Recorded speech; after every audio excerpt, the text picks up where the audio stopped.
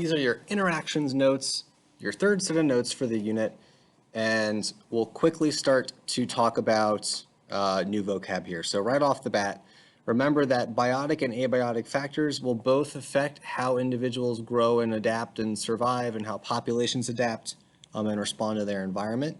And for new vocab, a habitat is the area where an organism lives. This includes the biotic and abiotic factors of it, and it's like your physical address or the spot that you live. So if you live in the soil habitat, then that includes all of the minerals in the soil, all of the rocks and sand in the soil, the temperature of the soil, the acidity of the soil perhaps, but it also will include the decomposing remains of worms and insects and other things, and poop and feces, etc. So all of that is considered the habitat. The niche is the role you play. It's like being a producer or being a consumer or being a carnivore or an herbivore or a decomposer or a detritivore, right? It's the job you play in your food web, in your interactions with other species. And importantly, two species cannot have the same niche. And if they do, they will experience intense competition until one species kind of wins out. So as an example here, warblers are a species of bird that live in different parts of the tree, not because they have like a contractual agreement with each other, but because when they start to overlap, they start to compete, and they will kind of instead naturally kind of, either use the top of the tree, kind of the middle area, or the bottom part of the tree. And individuals that wander off into the wrong part of the tree, get heavily competed against. They get chased away because birds can be very territorial, and that wastes a lot of energy, and that impacts the reproductive success of those birds. So this is a pretty common kind of self-separation to avoid competition, and that's because individual species just don't occupy the same niche very well. They tend to compete with each other. So here's another example of that.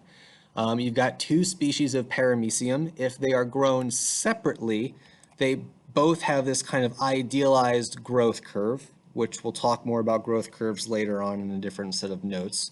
But when you grow them together, the smaller one, the Aurelia, the blue line,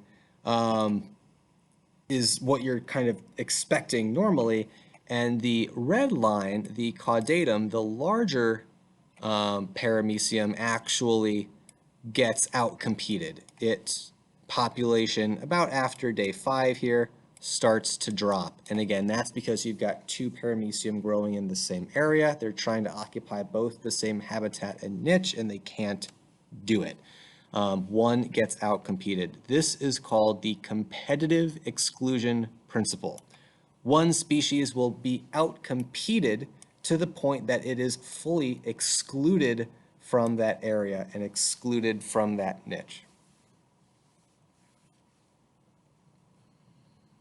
All right, a second type of interaction is predation. Predation is pretty straightforward. One organism captures and feeds on the other, lynx and hare, wasp and other wasp or fly, etc. Predator is the one doing the killing, the prey is the one getting eaten.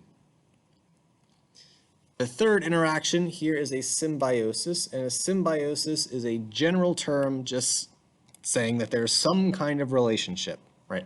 So there are three main types of symbiosis: mutualism, commensalism, and parasitism. A mutualism is when both species benefit. You will sometimes see this referred to as like a positive sign and a positive sign. So a positive / positive. That just means both are benefiting. You might also see this, like two happy faces. They're both benefiting. Examples are flowers and pollinators, right? Flowers provide a food source. The pollinators help distribute gametes, right? The pollen grains. The bacteria that we talked about earlier, Rhizobium, which is on the roots of legumes, that does nitrogen fixation, right? Provides nitrogen for the plant, but gets a home in the root system, right? So that's a mutualism. The Egyptian plover The bird is eating the parasites and little food particles off the croc teeth, and the croc gets a clean, disease-free mouth. And you would think, well, hey, why wouldn't it eat it for food? And that's because the benefit of getting its teeth cleaned exceeds the benefit of the meal. The cost does not outweigh, or the cost outweighs the benefit of eating this bird. So this is a cute mutualism, but a mutualism nonetheless. Commensalism is when one organism doesn't care, is indifferent, and the other is benefited. So again, sometimes it's like a 0 and a positive. One is indifferent, and then one is benefited. Sometimes you might see like a little indifferent face compared to a little happy face. Examples, clownfish. So clownfish live in the sea anemone. They get protection from it, but really the anemone isn't really getting anything. Sometimes people can argue that it's a mutualism because the sea anemone gets defense and protection from the fish, but for the most part, it's usually a commensalism. Some orchids and other plants can actually grow roots on the trunks of larger trees without benefit or without harming the tree, so that's considered a commensalism. A remora is a shark, a smaller shark that attaches to the lower part of the kind of jaw region of a larger shark. They feed off the scraps that fall down from its mouth, but the larger shark just doesn't really care. It's just got a little buddy attached to it. Parasitism is when one organism is harmed and the other is benefited. So this is like a negative and a positive sign, harmed and benefited. You could do like a little frowny face and a happy face, right? So animals can be parasites. You've got your tapeworm, your heartworm, tick, flea. That's what's here in the bird. Here's a kind of cartoon picture of a cat flea. But they are your parasite, and the host is the source of food.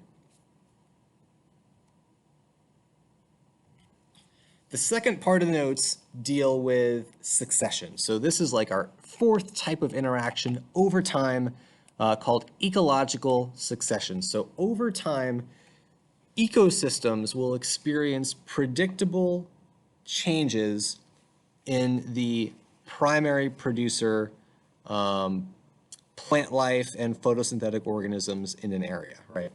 This typically starts with something called a pioneer species. These are the first species to arrive to an area.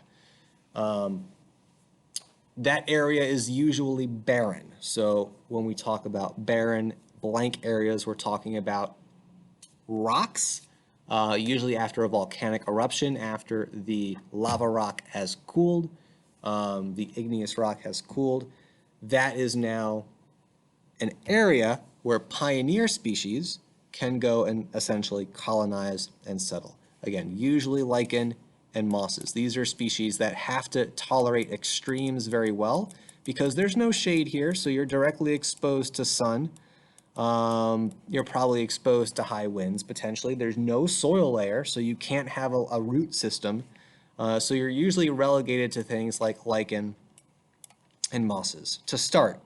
On the other end, once you do have a nice soil layer developed and a lot of decomposing remains and nitrogens and phosphoruses and other nutrients that have built up in the soil, you can get what's called a climax community. That is usually the last stage of growth.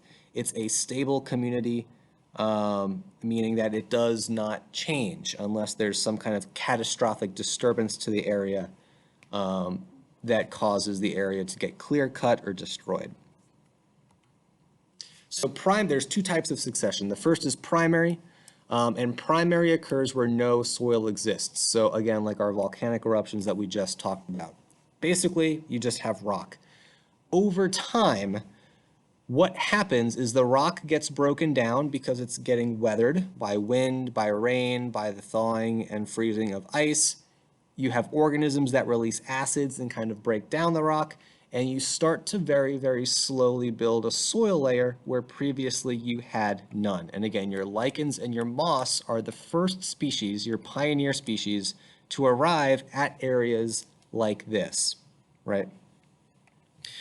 As they break down rock and as they die and as they decompose, their remains contribute to the soil layer, and over time you get a deeper and deeper layer of soil with more and more levels of nutrients, which allows other species to start to thrive in these areas. Now you can get things like ferns, grasses that have a little bit more extensive root system. They're a little less less tolerant of direct sun because now you can have shade starting to develop.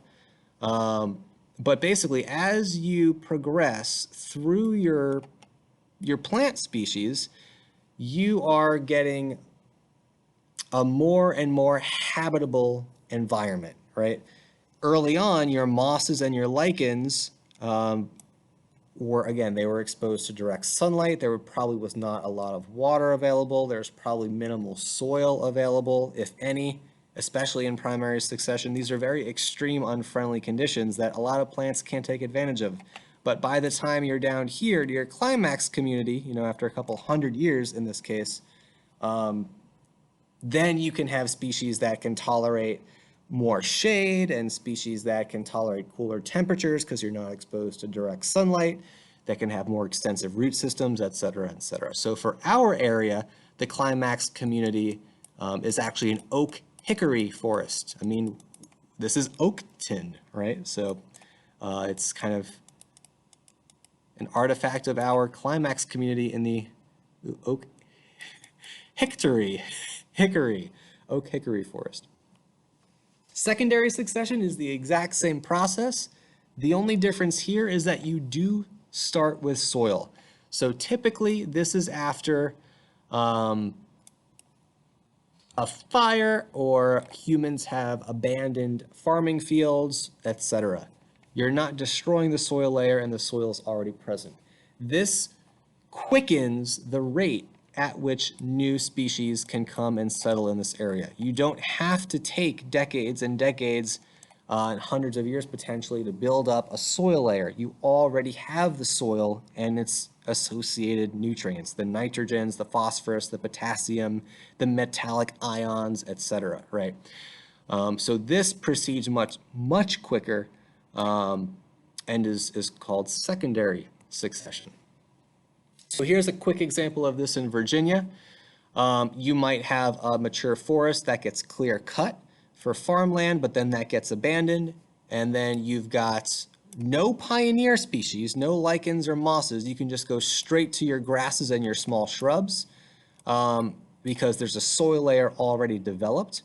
And you can proceed through your climax community.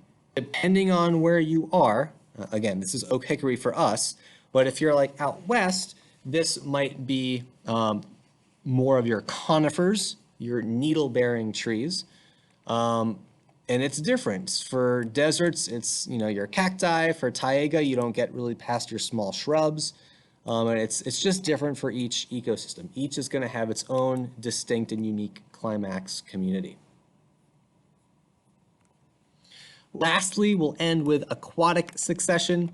Aquatic succession occurs in lakes and ponds. These are areas that don't have a reliable way to refill or empty out. So over time, the trend is that they fill and close with sediment. So as the banks erode, as you have weathering, as organisms live and die and their remains settle and decompose at the bottom of these bodies of water, as sediments accumulate, the pond closes up, the lake closes up, unless it's being continually refilled. And this is just the general trend of aquatic succession. Again, unless you're refilling the area of water. You have decreasing depth, you have increasing sedimentation levels, and you have an increase in vegetation. So you would be proceeding this way in time.